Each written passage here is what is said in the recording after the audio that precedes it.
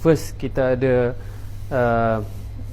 aluminium strips yang telah pun dilubangkan ataupun kita panggil sebagai perforation, dan kita ada juga material yang dibuat daripada felt yang dikenali sebagai hard felt, dan kedua-dua material ni adalah material yang dapat menyerap bunyi. So sekiranya kita pasang ni di siling pejabat ataupun siling dewan dan sebagainya, dia akan memberikan kesan dari segi mengurangkan gema.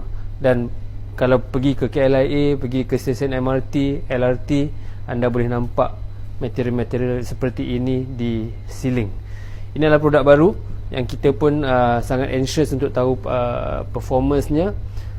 Juga boleh digunakan di siling-siling dalam bangunan yang memerlukan kawalan terhadap gema. So jika ada sebarang soalan mengenai akustik ataupun teknikal berkenaan dengan bunyi, boleh hubungi kami dan kami akan sarankan produk-produk yang sepatutnya kepada anda. Terima kasih.